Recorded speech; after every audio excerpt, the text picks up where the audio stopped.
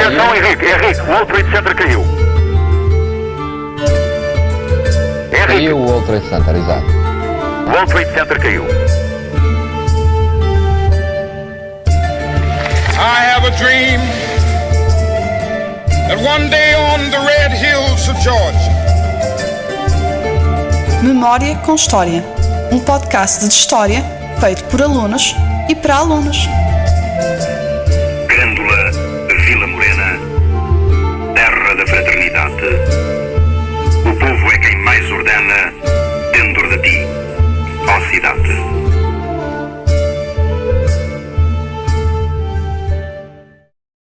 Olá, eu sou a Ariana. E eu sou a Rafaela. E este é o podcast Memória com História. Ora bem, vamos à primeira pergunta, que foi da Núria Brito, do 7º 8, que foi: qual a razão que levou os portugueses a iniciar a época dos descobrimentos? Boa pergunta. Primeiro, temos de dizer que não foram só os portugueses a iniciar a chamada era das descobertas do século XV. Os catalães e castelhanos, na atual Espanha, também começaram a mostrar interesse em terras desconhecidas, como a conquista das Canárias, e, na Itália, genoveses e venezianos também mostravam interesse em locais distantes, como se pode ver na história de Marco Polo e das suas viagens longínquas à Pérsia e à China. Se não sabes quem foi Marco Polo, faz essa pergunta, que nós respondemos na próxima edição. Foram vários os motivos de interesse em querer chegar a locais novos, mas, essencialmente, foram motivos económicos. No caso português, nessa altura Portugal estava em crise. Aliás, Portugal, ao longo da história, tem estado constantemente em crise. A guerra com Castela, mesmo com a vitória em Aljubarrota e a manutenção da independência, não estava terminada, tendo continuado mais durante 30 anos. A inflação e os impostos eram muito elevados, pelo que o Reino de Portugal estava numa situação económica muito difícil. Assim, via-se na expansão e na descoberta de novas rotas e territórios uma saída para a crise. As especiarias, pimenta, noz moscada, canela, entre outras, que vinham do Oriente, muito caras e que garantiam uma enorme riqueza.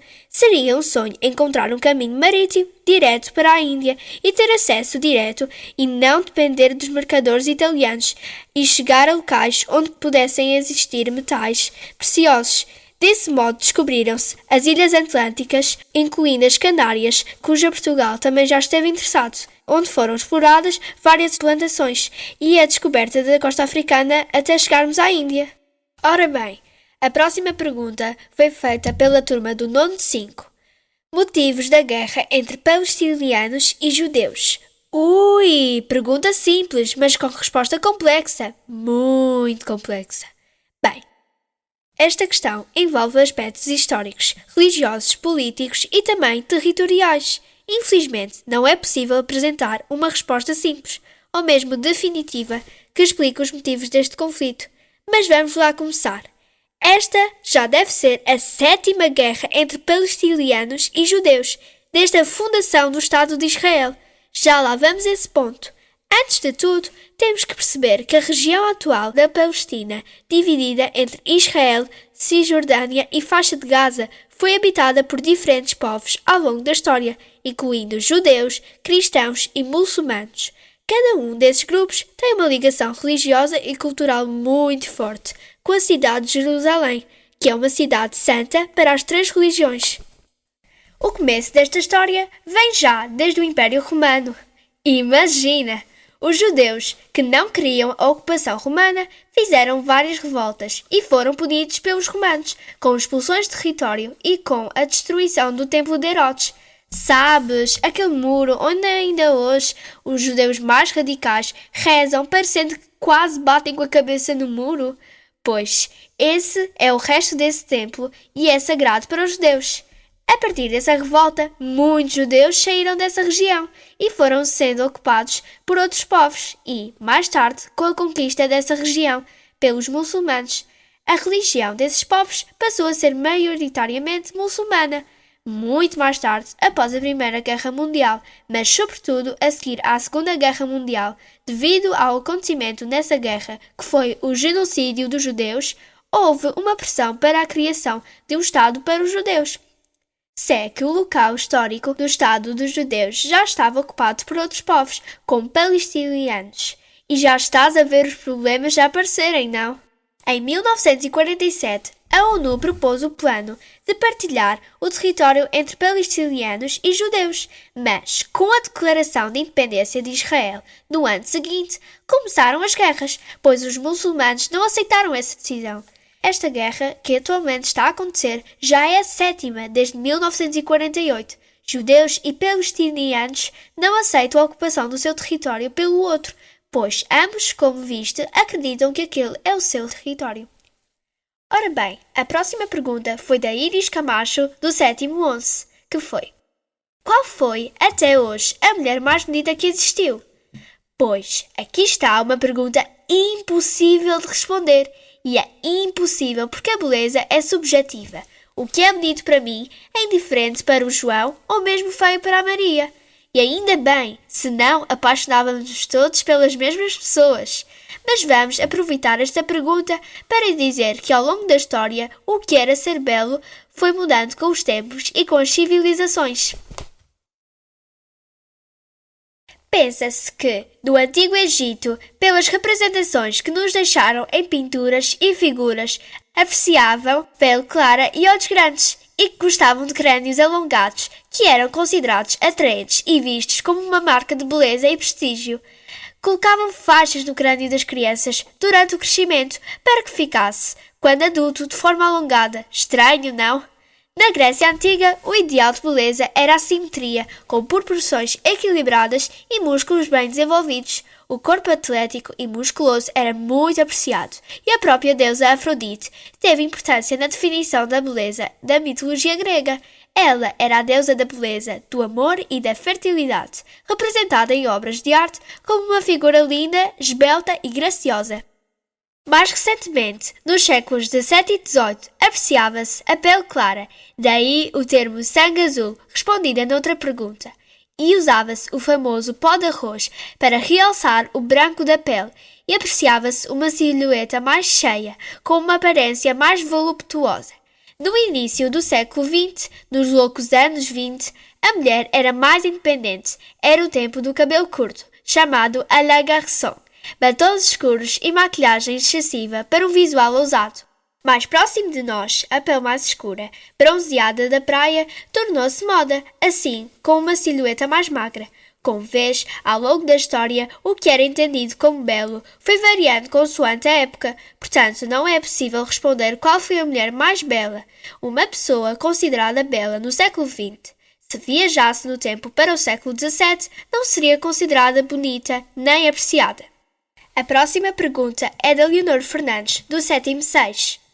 Ela perguntou: os meninos e meninas da Roma Antiga tinham diversões? Como se não havia telemóvel? É verdade, parece impossível para nós, alunos inteligentíssimos de 2024, mas sempre se viveu sem telemóvel, sem internet, consolas e sobreviver feliz da vida. Os jovens e adolescentes romanos, para além de namorarem, tinham jogos mais físicos, tal como hoje, como o braço de ferro e jogos com bola, apesar do futebol e outros jogos com bolas serem apenas no final do século XIX e inícios do século XX. Já, na antiguidade, se jogavam desportos com bola e já jogavam jogos de tabuleiro. Séculos antes da invenção do xadrez, já jogavam algo semelhante a esse jogo e também uma versão antiga do jogo do galo. Também possuíam brinquedos, como pequenos carrinhos. Não tinham automóveis. Os seus carrinhos eram carroças puxadas por animais. E bonecos para vestir pelas crianças mais novas. Nada era de plástica, claro, não tinha sido inventado ainda. Eram de madeira e cerâmica. Também pensa-se que jogavam ao peão, feito de osso de marfim. Também tinham jogos de memória, como hoje, jogos de adivinhação e também com marionetes. Como vês, ao longo da história, as crianças sempre brincaram, obviamente com as técnicas de cada época histórica. No futuro, as crianças que irão viver no século 23 irão de certeza brincar com algo que ainda não existe hoje em dia. Irão brincar e ser felizes, como foram todas as crianças que existiram e brincaram até hoje ao longo da história. A próxima pergunta é do Murilo, do 7º 10, que perguntou: como começou a peste negra? Bem, Antes de falar da peste negra, é preciso dizer que, ao longo da história, existiram milhares de episódios de pestes. Os relatos dos livros que nos chegaram da Grécia Antiga e do Império Romano relatam dezenas, se não centenas de episódios de pestes que provocaram milhares de mortes. Mesmo na Idade Média, haveria todas as décadas episódios de pestes em alguns países e regiões, sendo considerado algo normal, episódico. Portanto, a peste negra foi apenas uma das epidemias que aconteceram. Mas, então, qual a razão por que é tão conhecida e famosa? Primeiro, é de referir que hoje essa doença denomina-se de peste bubónica e ainda existe, atingindo por vezes certas regiões do mundo, mais pobres e com carências a nível de higiene e falta de sistema de águas residuais. A peste da Idade Média, acredita-se que a peste teve origem na região da Ásia Central, possivelmente na Mongólia ou na China. As pulgas que infestavam os ratos devem ter sido as grandes causadoras. O comércio, especialmente da seda, que vinha dessas regiões remotas da Ásia, deve ter sido o veículo que transportou a doença. Os genovenses, uma das cidades a par de Veneza, que dominam o comércio do mar Mediterrâneo, possuía ligações comerciais com a Crimeia, na atual Ucrânia. Uma doença que tinha começado a atingir os residentes dessa região e, quando os comerciantes vieram para Génova, trouxeram consigo a doença. Assim, os comerciantes e navegadores genovenses levaram a doença por onde passaram por Constantinopla, Sicília, Marselha e Península Itálica. Onde os barcos atracavam, saíam comerciantes, mas também os ratos e com eles as pulgas, infectando os residentes dessas cidades. Entre 1347 e 1348, a doença chegou a essas regiões da Europa e espalhou-se pelo restante do continente. Ora, quando chegou à Europa, as pessoas infectadas começaram a sentir febre alta e vômitos, assim como complicações respiratórias.